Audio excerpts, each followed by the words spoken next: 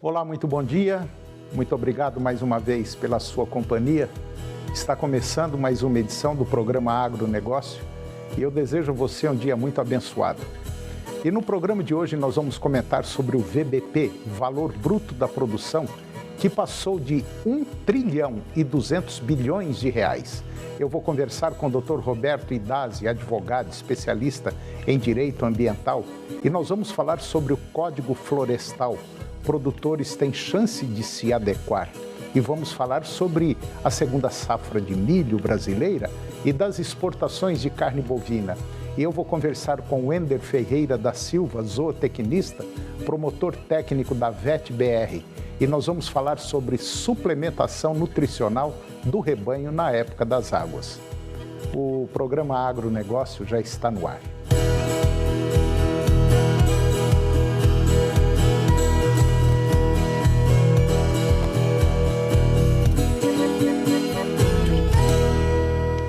Eu começo o programa de hoje falando sobre o valor bruto da produção, VBP. O valor bruto da produção, ele é um índice de frequência anual calculado com base na produção agrícola municipal e nos preços recebidos pelos produtores. Engloba produtos da agricultura, da pecuária, da silvicultura, do extrativismo vegetal, da olericultura e também de plantas aromáticas, medicinais e ornamentais, e também da pesca e outros. O VBP, ele é um índice que compõe o fundo de participação dos municípios e o valor bruto da produção tem uma participação de 8% no cálculo usado para a determinação do índice final a ser aplicado sobre a arrecadação do ICMS, que resulta na cota-parte devida a cada município.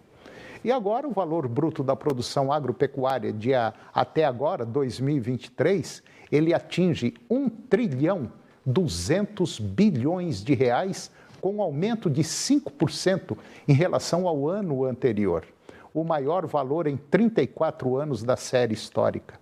Lavouras impulsionam o crescimento, atingindo 887 bi, uma alta de quase 9%, enquanto a pecuária apresenta uma queda de 3,4%, totalizando 361 bilhões de reais. Milho e soja representam 62% do VBP das lavouras e têm participação decisiva nesses resultados. A sua influência também tem sido importante na produtividade de grãos, que está sendo prevista com acréscimo de 10%. E agora vamos comentar sobre exportação de milho brasileiro, que pode superar as exportações americanas nesse ano. O Brasil pode exportar um volume de milho equivalente ao dos Estados Unidos na temporada 22-23, na casa de 51 milhões de toneladas, entre outubro de 2022 e setembro de 2023, segundo estimativas do USDA, que é o Departamento de Agricultura dos Estados Unidos, e que agora divulgou em fevereiro. E este seria um fato inédito para o setor exportador nacional. Inicialmente, vale considerar que, em um país com transações internacionais sem restrições, os preços domésticos tendem a estar alinhados com os parâmetros externos para qualquer volume que venha a ser exportado ou importado. Quando existe escassez de produtos no país, ou seja, demanda interna superior à oferta, os preços domésticos se elevam até o valor da compra externa, acrescido dos custos logísticos para internalizar e disponibilizar o produto no mercado interno. A chamada paridade de importação, já em moeda nacional. Este tende a ser o maior patamar de preço que se espera vigorar no mercado interno. Por outro lado, em caso de excedentes, os preços domésticos são pressionados até o patamar em que vender o produto para o mercado internacional resulta em maior receita em moeda local. E agora eu vou conversar com o Dr. Roberto Idazzi. O Dr. Roberto Idazzi é advogado, especialista em direito ambiental, e nós vamos falar sobre o Código Florestal. Produtores têm chance de se adequar e vamos falar também sobre o Tribunal de Justiça de Goiás, que condena empresas autuadas pela SEMAD por comercializar madeira nativa sem documentação. Dr. Roberto Idazzi, mais uma vez, muito bom dia, muito obrigado pela sua presença aqui no nosso programa para falar de um tema interessante, que é meio ambiente e a relação com o produtor rural. Está tudo bem? Graças a Deus, obrigado por estar mais uma vez aqui participando do seu programa. Dr. Roberto Idazzi, Código Florestal, produtores ainda têm chance de se adequar. Nós já falamos aqui em programas anteriores que realmente existe ainda uma desinformação, existe muita gente que está ilegal em relação ao meio ambiente, mas ainda tem tempo de mexer o doce e sair muito bom, né? Justamente, Antônio. Hoje, no próprio Código Florestal brasileiro, ele criou a figura do PRA, que é o Programa de Regularização Ambiental. E esse programa, ele abre uma perspectiva muito grande para o produtor rural poder regularizar a sua situação. Então, é uma oportunidade ímpar do produtor fazer essa regularização perante os órgãos ambientais para poder ter a cabeça livre para poder trabalhar, sossegado. Porque o que a gente observa também não é só ter a cabeça livre para trabalhar, porque tem outras implicações, né? Tirar dinheiro em banco, por exemplo, é uma delas. E a gente sabe que o setor agropecuário, ele vive de empréstimo bancário. E isso pode ser um grande empecilho, né? Pode. O produtor que tiver com a área embargada hoje, ele não consegue ter acesso ao crédito rural. Então, em decorrência, que é um dos fatores primordiais para ele regularizar a área embargada dele, que seja também multada, ele poder trazer essa regularização com a figura do PRA, que é o Programa de Regularização Ambiental, que o próprio Código Florestal, como eu disse anterior, tem essa figura jurídica, e que ele possa, vamos usar a expressão, destravar essa situação perante o sistema bancário brasileiro e também perante o órgão ambiental. E não é também só isso, tem outra coisa. Nós já temos uma pressão, principalmente externa, de produtos produzidos em áreas com problema, né? Quer Justamente. dizer, então isso aí pode, dentro de um futuro muito próximo, levar a outros problemas. Às vezes você não está regularizado, mas consegue tirar um dinheiro no banco e na hora de vender o seu produto, sei lá, pode ter algum filho de Deus aí e falar, não, nós não vamos comprar porque é de uma área que foi desmatada, assim, assim. Então, tem todos esses problemas, né, que vêm pela frente, né? Tem. Não só um futuro próximo, Antônio, mas um presente já acontece isso. Foi até citado uma vez que eu participei do programa, que os grandes frigoríficos aqui do estado de Goiás, e não só o estado, hoje no Brasil inteiro, não aceitam gado de área desmatada ilegalmente. Então, isso já é uma realidade de restrição, né, do próprio mercado, que esse segmento que é da carne bovina também vai para outros segmentos. Então, os grãos e outros tipos de produção que tem dentro do agronegócio. Verdade. Doutor Roberto Idazzi, tem um outro tema também, que é do Tribunal de Justiça, que condena empresas autuadas pela SEMAD por comercializar madeira nativa sem documentação. Essa comercialização de madeira nativa sem a referida documentação, infelizmente, é crime, né? É crime ambiental. Já é o reflexo disso que nós estamos falando aqui, dessa regularização. Uhum. No caso de madeireira ou no caso também de lojas de material de construção que vende madeiras, eles precisam ter o DOF, que é o Documento de Origem Florestal, onde ele é emitido pelo IBAMA, e aí para ter um rastreamento dessa madeira, desde a ponta do processo onde ela é ela é coletada, aí põe dentro da transportadora e vem a guia do DOF junto com a nota fiscal daquele produto. Se o DOF, ele não tiver o DOF, é crime ambiental. E aí é multa e embargo de área também do pátio daquela madeira, da loja de materiais de construção. Isso que o senhor falou tem uma série de ligações. O seguinte, às vezes o produtor, o pecuarista, o produtor rural, ele tem uma determinada área, ele está a fim de desmatar aquilo, mas ele não quer peitar sozinho. O que ele faz?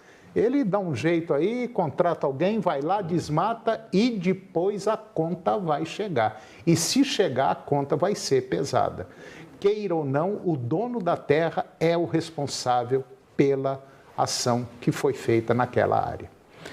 Se você quiser informações sobre tudo isso que nós estamos falando, o Dr. Roberto Idazzi, ele tem uma cartilha e você pode ligar para ele nesse telefone que está aí, que é o 629-9224-7623, e ele vai lhe mandar essa cartilha gratuitamente, só para você ter uma ideia como é que você deve fazer para poder regularizar a sua área. É isso, não é? Justamente. É até um objeto de um convite que eu quero deixar aqui no ar para os telespectadores do seu programa. No dia 31 de março agora, nós vamos lançar o programa Agrolegal lá em Quirinópolis. E o programa Agrolegal é para justamente regularizar toda a situação que a gente vem discutindo e que ainda tem muita pauta ainda para se discutir, que é a regularização dos passivos ambientais do produtor rural. Então, reforçando, você que é aí da região de Quirinópolis, dia 31 de março, sexta-feira, 15 horas, na Associação Comercial e Industrial de Quirinópolis, na ASIC, você vai ter uma reunião onde vai ser discutido o programa Agrolegal. E lá você vai poder tirar todas as informações possíveis sobre a sua situação, se tiver irregular. Dr. Roberto Idazzi, advogado, especialista em direito ambiental, muito obrigado mais uma vez pela sua presença aqui no nosso programa e até a próxima. Obrigado e tenha um bom dia aí aos ouvintes e aos participantes do programa. Obrigado. E depois do intervalo, nós vamos falar sobre a segunda safra de milho brasileira e também das exportações de carne bovina. E eu vou conversar com o Ender Ferreira da Silva, zootecnista, promotor técnico da VetBR. E nós vamos falar sobre suplementação nutricional do rebanho na época das águas. O programa Agronegócio volta depois do intervalo.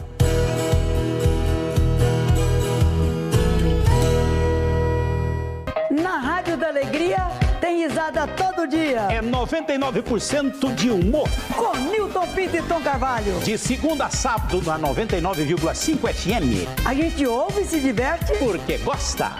Oferecimento: O Mundo das Utilidades. Garavelo, Cidade Livre, Avenida Independência, Centro de Aparecida e Novo Horizonte. Bom Preço Autopeças. A peça que você precisa tem. Futebol é amor, paixão, emoção, garra, movimento, sonho, união, trabalho, dedicação, irrigação, amador, profissional, society, jardim, gramado, do início. Pronto. Precisou? É Safra.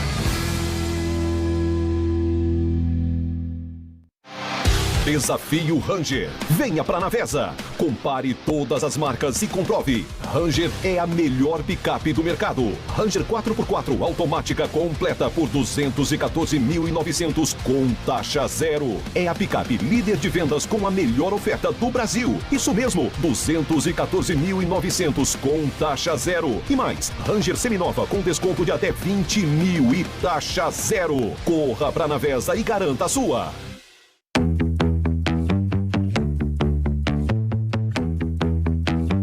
Alô Goiás, quer atuar na área que mais emprega no estado? O agronegócio? Mas é preciso se qualificar. Procure os cursos do Senar com mais de 80 mil vagas ofertadas gratuitamente.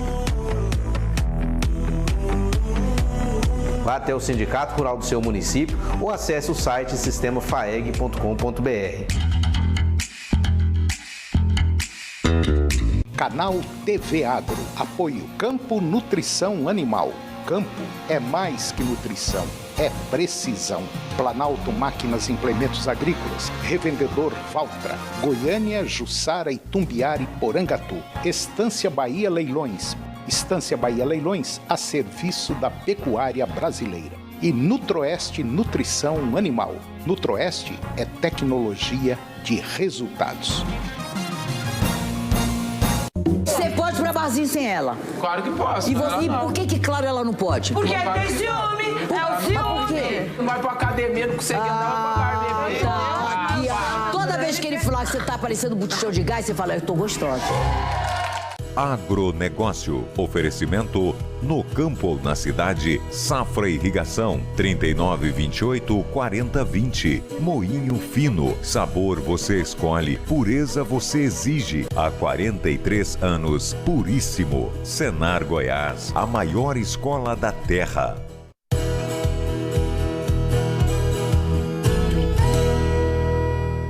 Nós estamos de volta e agora vamos comentar sobre a segunda safra de milho brasileira, que apesar dos atrasos na semeadura da segunda safra de milho aqui no Brasil, dados oficiais seguem apontando produção nacional recorde. Já na Argentina, novos ajustes negativos nas estimativas levaram à redução na produção mundial, que, ressalta-se, só não caiu com mais intensidade por conta da maior colheita no Brasil e da manutenção na produção dos Estados Unidos. Conforme dados do Boletim Informativo do CPEA, pesquisadores indicam que, enquanto produtores estão focados nos trabalhos de campo, consumidores nacionais adquirem novos lotes apenas quando há necessidade de recompor os estoques. Ainda assim, alguns demandantes acabam tendo dificuldades nas aquisições por conta de questões logísticas, com o avanço na colheita da soja. O frete da oleaginosa tem certa prioridade. E agora vamos falar sobre carne bovina. As exportações totais de carne bovina em fevereiro, somando todas as carnes in natura e processadas, atingiram 695 milhões de dólares, 152 mil toneladas, o que significou uma queda de 29% nas divisas e de 16% em volume, isso em relação a fevereiro do ano passado. Como em janeiro deste ano, a receita da exportação havia crescido 7% e o volume 17%, no acumulado do ano o faturamento atingiu 1,546 bilhões de dólares, enquanto que a movimentação ficou em 336 mil toneladas. Na comparação com os 2 primeiros meses do ano passado, os seus 1 bilhão e 700 milhões de dólares e 339 mil toneladas, respectivamente, o resultado até aqui é uma diminuição de 13% na receita e 1% no volume. A queda, no entanto, reflete apenas parcialmente a suspensão das exportações para a China, cujos resultados poderão ser mais visíveis agora no mês de março. E agora eu vou conversar com Wender Ferreira da Silva. Ele é zootecnista, promotor técnico da VetBR e nós vamos falar sobre um tema interessante e, por sinal, muito da época agora, que é a suplementação nutricional na época das águas. O Wender Ferreira da Silva, muito obrigado pela sua presença aqui no nosso programa, muito bom dia. E eu tenho certeza que esse tema é altamente importante. Está tudo bem? Bom dia, tudo jóia. Então tá bom. Wender, nós estamos numa época das águas, onde de maneira geral, uma boa parte dos pecuaristas não gosta muito de tratar do rebanho no coxo, porque afirmam que tem muito capim. Mas só o capim não resolve o problema não, né? Então, essa questão de suplementação das águas, ela me reflete muito ao pecuarista, como que o gado dele vai chegar na seca, né? Então, é um trabalho que a gente faz antes. O que eu busco do meu animal? Eu busco passar um período de águas bem, com score corporal legal, para quando esses meus animais chegarem na seca, eles não chegarem sentidos, não sofrerem tanto com as variações de capim, né? Porque as forrageiras, elas têm qualidades nutricionais diferentes em ambas as épocas. Então, uma boa preparação no período das águas vai refletir bastante no meu desempenho da seca. Você falou um ponto importante, muito importante. O negócio é tratar agora porque a seca está chegando. Daqui mais 2, 3 meses nós vamos começar com essa seca e quem não tiver embalado não vai conseguir subir a ladeira. Ou seja, se não tiver gordura para queimar, pode ter certeza, tudo aquilo que ganhou na época das águas vai se perder na época da seca, né? Com certeza. Na época da seca é o nosso maior desafio. E se eu não tiver feito um bom dever de casa no período das águas, se o produtor ele faz recria, se ele faz cria ou se ele faz engorda, vai subir muito o custo de arroba produzida dele por hectare. Então, assim, se eu já tenho um gado bem preparado nas águas, o desempenho que eu tenho que colocar na seca vai ser um desempenho razoavelmente que eu vou conseguir atingir. O desafio vai ser menor. Eu acredito também, Wender, que com esse valor da arroba que nós estamos recebendo hoje, uma boa parte de pecuaristas até não está fazendo muita questão, eu acho, de tratar do rebanho como deveria tratar, e ele deve estar pagando para ver como é que vai acontecer lá na seca, lá na época da seca. Quer dizer, quem estiver pensando e atuando dessa forma, já começa a perder o jogo, já começa a ter prejuízo, porque o trato na seca é muito mais caro, né? Com certeza. O investimento da seca, você tem que investir, isso falando a nível de pasto, os proteinados, um suplemento aditivado ureado, ou um energético proteico, Então, tudo vai depender do perfil e do desempenho que você busca. Só que vai estar muito aliado ao que você fez nas águas. Se você conseguiu fazer um bom trabalho nas águas, aproveitou bem o time do capim, porque é a melhor oferta de forragem e de maior qualidade na época das águas. Então, se você aproveitou isso, consequentemente, você vai reduzir o seu custo na época de seca. Inclusive a gente tem acompanhado esse movimento do preço da arroba agora, a própria situação da pecuária de corte, que não está uma situação muito legal, mas a gente tem que entender o seguinte, que esse momento que nós estamos vivendo hoje, de um valor da arroba baixo, ele vai subir, pode ter certeza absoluta, vai ter um ajuste aí no mercado, isso não vai ficar eternamente. Então, o pecuarista, queira ou não, seria muito interessante, mesmo que seja obrigado a vender uma meia dúzia de cabeça aí para poder manter o restante do rebanho, seria interessante aproveitar ainda esse final de águas que nós estamos tendo para poder dar uma embalada no rebanho, né? Com certeza. Esse cenário de arroba não é a primeira vez que a gente vê. A gente tem visto uma instabilidade muito grande e também em períodos passados. Então, essa questão de segurar um pouco o gado pode refletir bastante na hora do seu preço de venda, porque aí você vai vender um gado mais leve, né, e você vai ter que acompanhar o mercado. Então, você vai estar deixando de ganhar um desempenho que agora você pode colocar e, com certeza, o mercado vai responder positivamente na questão de arroba. O Brasil é um país que exporta para os grandes países do mundo. Então, a segurança alimentar que nós passamos para os outros países é coisa de primeiro mundo.